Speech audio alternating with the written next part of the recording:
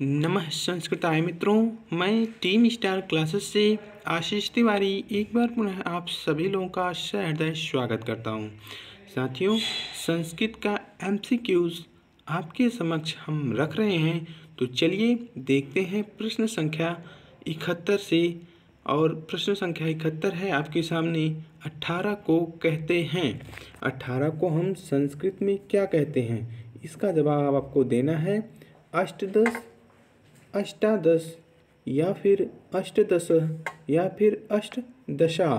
तो 18 को संस्कृत में क्या कहते हैं बताइएगा। तो इसका सही जवाब होगा अष्टादश, यानी बी ऑप्शन बिल्कुल सही है। 18 को संस्कृत में हम क्या कहेंगे, अष्टादश। आपको बता दें कि आपको संस्कृत में इन सभी संख्याओं का आपको आना चाहिए कि उस संस्कृत में उनको हम किस रूप में बुलाएंगे। समझ रहे हैं ना। 18 को हम अष्टादश के स्वरूप में उसको हम बुलाएंगे। समझ रहे हैं ना। तो 1 नंबर आपका आपकी यूपी टेट के एग्ज़ाम में संस्कृत में आपका पूछ लेता है। हिंदी में आपका संख्या दिया रहेगा और संस्कृत में उसका नाम पूछेगा। तो ये बात ध्यान में रखिएगा। चलिए अगले प्रश्न की तरफ हम बढ़ते हैं। प्रश्न संख्या 72 आपके सामने है। ईश द्विवृत्त प्रयत्न है। ईश द्विवृत्त प्रयत्न है किसका है, अब आपको इसको बताना है। ऊष्म वर्णों का या फिर स्वर का या फिर स्पर्श व्यंजनों का या फिर आपका अंतस्थों का ईश द्विवृत्त प्रयत्न है। तो बता दें आपको कि आपके प्रयत्न कितने प्रकार के होते हैं। पहले यहाँ से आप देखिए, प्रयत्न आपके कितने प्रकार के होते हैं। तो प्रयत्न आपके 2 प्रकार के होते हैं। बात क्लियर हो गई। अब देखते हैं कौन कौन से हैं। तो प्रयत्न में आपका एक होता है आभ्यंतर प्रयत्न और एक होता है आपका बाह्य प्रयत्न। समझ गए ना। प्रयत्न आपके 2 प्रकार के होते हैं, एक आभ्यंतर, दूसरा बाह्य होता है। तो यहाँ पर ईश द्विवृत्त प्रयत्न है, तो यहाँ पर ईषद विवृत प्रयत्न जो है ऊष्म वर्ण का होता है। ऊष्म वर्णों का होता है। कैसे, अब ऊष्म, अब यहाँ पे ईश द्विवृत, अब इसको हम क्या नाम है, बाह्य प्रयत्न में ईषद विवृत प्रयत्न जो कि आपका ऊष्म वर्ण होता है। और ऊष्म वर्ण में कौन कौन से वर्ण आते हैं, तो स और ये जो है आपके वर्ण आते हैं किसमें, ऊष्म वर्णों में। तो ये आपका ईश द्विवृत्त प्रयत्न जो है आपका ऊष्म वर्णों का होगा। और विवृत स्वर जो होते हैं, स्वरों को विवृत कहते हैं। इसमें अ ई उ री री ए आई ओ औ, ये जो आपके विवृत स्वर होते हैं। समझ गए ना। और स्पृष्ट स्पर्श व्यंजन जो होते हैं वो हैं आपके का से लेकर माँ तक को हम स्पृष्ट स्पर्श व्यंजन कहते हैं। समझ गए ना, ये सी ऑप्शन। और साथ ही साथ समृद्ध ह्रस्व आ प्रयोग की स्थिति को हम कहते हैं। तो ये जो है आपका ए ऑप्शन बिल्कुल सही होगा। इस द्विवृत्त प्रयत्न आपका ऊष्म वर्णों का है। समझ गए ना भैया। चलिए आगे बढ़ते हैं। प्रश्न संख्या 73, हम आपको डिटेल में जानकारी देते चल रहे हैं ताकि दिक्कत ना हो, ऐसे प्रश्न आपके आ जाएं एग्जाम में तो आप चूक ना करें। चलिए 73 प्रश्न है आपका। ईदम का तृतीय एक वचन रूप है ईदया, इमाम, अनया या अश्या। तो प्रश्न संख्या 73 का जो है पूछ क्या रहा है आपसे, तृतीय एक वचन रूप। तो तृतीय एक वचन का रूप क्या बनेगा, तो अनया बनेगा, यानी सी ऑप्शन बिल्कुल सही है। ईदम का तृतीय एक वचन का रूप अनया बनेगा, बाकी और सभी ऑप्शन गलत हैं। चलिए प्रश्न संख्या 74 को हम देखते हैं।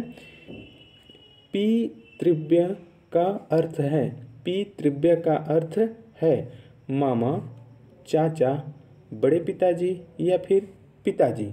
तो प्रश्न संख्या 74 का पितृव्य का अर्थ होता है चाचा, यानी बी ऑप्शन सही है। आपको बता दें कि अपने सगे संबंधियों, सहोदर, भ्राता, अनुज, ज्येष्ठ, इन सभी का जो है आप संस्कृत से हिंदी में अनुवाद करना जान जाएं। यहाँ पे देखिए संस्कृत में दिया है और आपको हिंदी में इसका बताना है। तो इसका अर्थ होता है प्रीत दिव्य का कहता है चाचा। तो आप अपने जितने भी आपके सगे संबंधी रिश्तेदार हैं, सहोदर, अनुज, भ्राता, अनुज, ज्येष्ठ, ये सब जो है हिंदी जान लीजिए। समझ रहे हैं ना, हम आपको बार बार दे रहे हैं, प्रेशर कर रहे हैं कि इसको आप जानते रहिए। 1 नंबर आपके गिनती से, 1 नंबर आपके घरेलू सामान या रिश्तेदार या फूल पौधे पत्तियां, इन सब में से कहीं से आपका ये नंबर पूछ लेता है। तो 1 गिनती से और 1 यहाँ से, 1-2 नंबर आपके फिक्स हो जाते हैं और हमेशा आते हैं। चलिए प्रश्न संख्या 75 हम देखते हैं। कंद भेदह कहते हैं, कंद भेदह कहते हैं कद्दू को या फिर गोभी को या फिर चुकंदर को या फिर टमाटर को। तो प्रश्न संख्या 75 का जो है चुकंदर का संस्कृत शब्द क्या होगा? तो चुकंदर का संस्कृत शब्द होगा कंद भेदह। समझ रहे हैं ना, तो चुकंदर का जो है आपका कंद भेदह होगा। तो कंद भेदह को संस्कृत में हम क्या कहेंगे? कंद भेदह कहेंगे। चुकंदर को, माफ़ कीजिएगा, कंद भेदह को हिंदी में हम क्या कहेंगे? चुकंदर। यानी चुकंदर का संस्कृत नाम क्या है? कंदभेद। समझ गए ना, चुकंदर का संस्कृत शब्द कंदभेद होता है। क्लियर हो गई बात। चलिए प्रश्न संख्या 76 को हम देखते हैं। ये क्या पूछ रहा है? काव्य मीमांसा रचना है, काव्य मीमांसा रचना है आचार्य मम्मट जी की है या वामन जी की है या आनंदवर्धन जी की है या फिर राजशेखर की है। तो काव्य मीमांसा रचना ये जो है आपका राजशेखर की रचना है। काव्य मीमांसा, ये बात ध्यान दीजिएगा, काव्य मीमांसा की रचना राजशेखर ने की थी, जबकि ध्वनि संप्रदाय की जो है आनंदवर्धन ने, रीति संप्रदाय की वामन तथा काव्य प्रकाश की रचनाकार आचार्य मम्मट हैं। अब यहाँ पे काव्य और मीमांसा की जगह प्रकाश लिखा होता तो जो है इसके रचनाकार कौन होते? तो मम्मट जी हो जाते।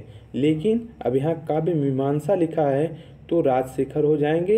ये प्रश्न आपके इस तरह या तो प्रकाश करके या फिर काव्य मीमांसा करके बहुत बार पूछता है। इसलिए ये जो फैक्ट हम आपके सामने रखेंगे, काव्य प्रकाश पूछेगा तो मम्मट करना, काव्य मीमांसा पूछेगा तो राजशेखर करना। ये जो है दोनों प्रश्न आपके हमेशा आपकी यूपी टेट के एग्ज़ाम में 2 बार आ चुके हैं, इसलिए इस बात को ध्यान दीजिएगा। क्लियर हो गई बात ना भैया? चलिए आगे बढ़ते हैं। और मॉडल्स पेपर में भी इसको जिक्र में रखा गया है, इसलिए हम आपको बता रहे हैं। चलिए आगे बढ़ते हैं। प्रश्न संख्या अब 78 पर हम चलते हैं। माफ़ कीजिएगा, हाँ ठीक है, 77 प्रश्न लगता है छूट गया है। चलिए 78 देखते हैं। जगत का पर्यायवाची नहीं है, जगत का पर्यायवाची नहीं है भुवनम, भवनम या फिर विष्टपम या फिर लोकः। जगत का पर्यायवाची नहीं है। जगत मतलब क्या होता है? इसका जवाब कमेंट सेक्शन बॉक्स में दीजिएगा।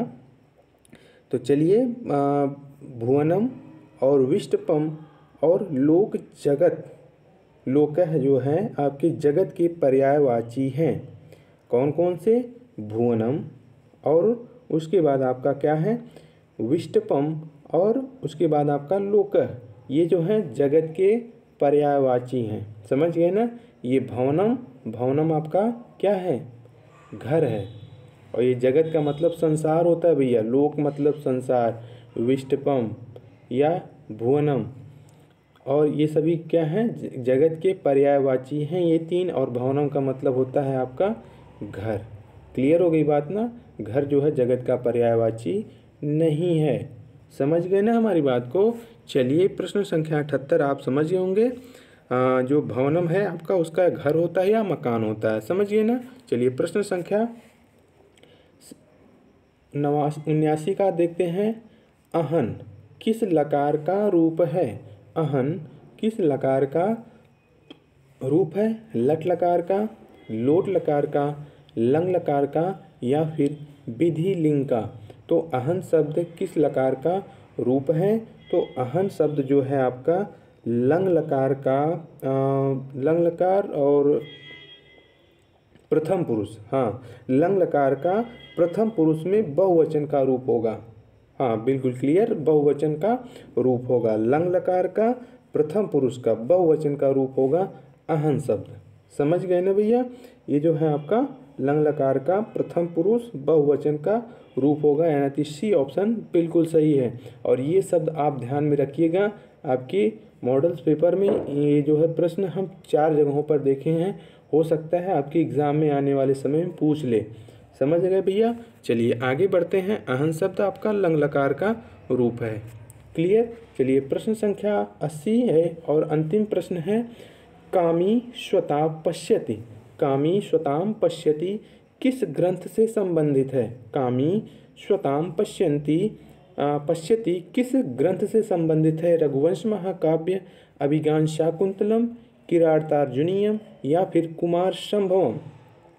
तो प्रश्न संख्या 80 का जो है ये जो लाइन दी गई है, कामी श्वताम पश्यति, ये जो है कालिदास जी की कृति अभिज्ञान शाकुंतलम, ये आपका बी ऑप्शन इसका सही जवाब है। कामी श्वताम पश्यति अभिज्ञान शाकुंतलम ग्रंथ से संबंधित है, जो कि कालिदास जी द्वारा यह रचना की गई थी, अभिज्ञान शाकुंतलम ग्रंथ की। समझ गए ना भैया? और रघुवंश एवं कुमार संभव भी जो है आपकी, रघुवंश ये और कुमार संभव ये जो है कालिदास की ही रचना है, यानी अभिज्ञान शाकुंतलम, कुमार संभव और रघुवंश महाकाव्य कालिदास जी की रचना है। और साथ ही साथ किरातार्जुनीयम ये किसकी रचना है? तो भारवी जी की रचना है।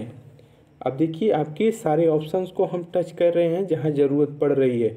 तो इस तरह से आपको जितने भी ये जो फैक्ट दिए गए हैं, जितने भी कृत हैं, ग्रंथ हैं, उनके कौन से रचनाकार हैं उनको आप ध्यान में रखिएगा, याद रखिएगा। खास करके कालिदास जी, भारवी जी, विशाख दत्त जी की और शूद्रक जी की या फिर हर्ष जी की, तो इन लोगों की रचनाओं को आप ध्यान में रखिएगा और पूछ लिए जाते हैं हर बार।